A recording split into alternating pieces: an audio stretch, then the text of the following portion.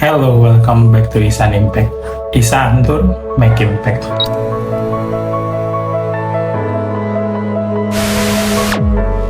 Kali ini kita bahas tentang Goto mau merger sama Grab. Kalau kita dengar-dengar sih katanya biar efisien ya. Tapi netizen nih, kalian semua pasti berpikir, ini mah nanti juga pelan-pelan bakalan dilahap. gua mau bahas coba dari perspektif negara tetangga yang mana lebih maju. Kita tahu ya, negara Singapura. Itu mereka punya lembaga yang super power loh, yang dinamakan adalah MES. Nah, kalau di Indonesia kira-kira lembaga super powernya apa tuh? Investor kan?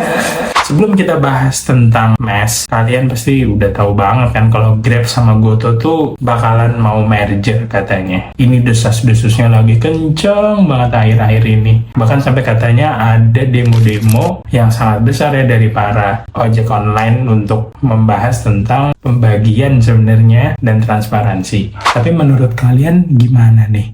Goto dan Grab, dua perusahaan fintech yang besar banget dan katanya bakal nyatu gitu. Tapi kalau buat kita pikir-pikir, ini kan sama aja kayak misalkan ayam geprek terus digabung sama McDonald. Kan kita selalu bilang bangga banget kan kalau Goto tuh karya anak bangsa. Nah, sekarang masa karya anak bangsa mau dianaktirin sih di rumah sendiri? Yang perlu kita khawatirin tuh apa sebenarnya? Karena kalau misalkan Grab ambil porsi yang cukup besar di kue ini, nah bisa jadi dia nanti makan e-walletnya, transportasinya, sampai deliverynya tuh bakalan dikuasain sama Grab. Kalau kayak gini kan nggak jadi persaingan yang sehat nih. Apakah ini yang disebut monopoli tipis-tipis? Dan yang parahnya lagi ya, kalau mereka sampai tutup di Indonesia karena Grab udah memiliki segala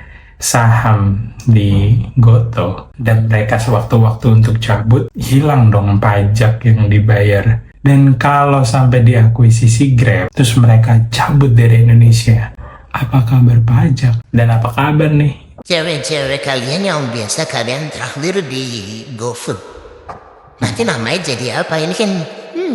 Nggak tahu ya. So, kita kenalan dulu nih sama MES. Tadi di awal gue bahas tentang MES sama lu semua. Jadi MES itu adalah MAS, Monetary Authority of Singapore. Jadi ini lembaga yang kuat banget, ibarat kata BI sama OJK itu kayak digabung gitu. Nah, jadilah MES. Tapi bukan berhenti di situ aja, karena MES ini bukan cuman sebagai lembaga keuangan, tapi juga pastiin perusahaan lokal yang strategis nih, karya-karya anak bangsa yang hebat-hebat. SMK mungkin, nggak tahu ya, atau mungkin produk-produk yang lain yang dibangun sama anak bangsa, itu nggak bisa dibeli sembarangan sama pihak-pihak luar. Mereka akan intervensi nih kalau ada merger atau ada akuisisi yang dianggap membahayakan stabilitas ekonomi atau bahkan berdampak langsung sama penduduknya. Jadi investor itu di Singapura harus lewatin rambu-rambu yang cukup jelas.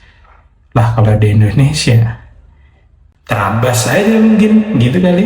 Jadi di Singapura itu ngerti kalau dibiarin semua asetnya itu dibeli asing, ya kamu bakalan kehilangan kendali. So Indonesia gimana? Kadang-kadang terlalu seneng ngasih karpet merah, nggak ngecek dulu siapa nih yang bakalan jalan di atasnya, yang penting bule, misalkan begitu. Coba bayangin ya, misalkan Goto itu anak muda yang cerdas, asli Indonesia, tiba-tiba karena nggak diapresiasi, Dia jadi pindah warga negara.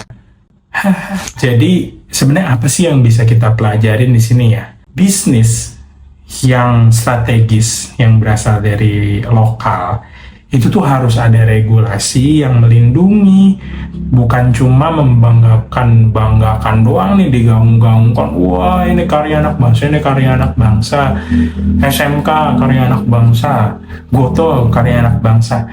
Bangga-banggain boleh, tapi kalau cuma dibangga-banggain, nggak ada secara regulasi yang menjaga mereka, maka negara kita akan sulit buat maju.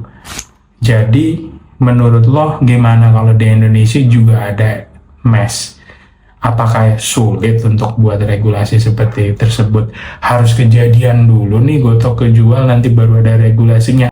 Telat dong, kita udah kehilangan dong kebanggaan kita. Gojek adalah kebanggaan kita.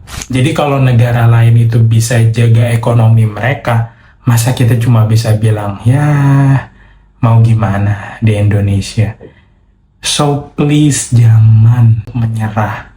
Kita tuh harus ngasih opini-opini, solusi, dan yang kita lihat di negara lain lebih baik cara melakukannya. Kenapa kita nggak coba mempertanyakan bahwa kita membutuhkan MES ini di Indonesia? Jadi bisnis-bisnis strategis yang kedepannya yang bakalan hebat-hebat atau berpotensi hebat nggak akan dicaplok sama asing semudah itu. Jadi Gotoh nih jangan jadi korban, tapi jadi pelajaran kita bareng-bareng. Jadi Indonesia tuh butuh suatu otoritas yang kuat untuk menjaga kepentingan-kepentingan nasional.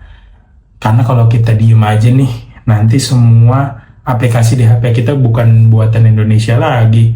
Masa sampai nanti aplikasi untuk sekedar bersih-bersih, sekedar aplikasi untuk mijit, semuanya dari luar. Tapi ketika nggak ada regulasi yang menjaga, semuanya ini bisa menjadi suatu tusukan yang berbahaya untuk bisa menjadi bencana buat karya-karya anak bangsa yang berhasil. Akhirnya mereka menjadi besar, tapi kalau nggak ada yang menjaga mereka, maka berbahaya. Jika kita ingin ada di Indonesia, Mas, maka kita harus mencoba untuk menjaga dan membuat regulasi yang tepat agar semua bisnis di Indonesia aman dan tidak sembarangan dijual keluar. Jika memang ada pihak luar yang ingin masuk, maka harus sama-sama bermanfaat, harus sama-sama menguntungkan. Jangan sampai Gotoh menjadi korban, bukan menjadi pelajaran. So, kali ini gue mau coba sharing tentang itu. Mudah-mudahan ini bisa menyebar dan kalian akhirnya menggaungkan kita membutuhkan regulasi yang tepat untuk bisnis yang dibangun di Indonesia atas nama orang Indonesia bertahan dan besar dan harum di dunia. So, this is it from me, Sun Impact. See you again next time.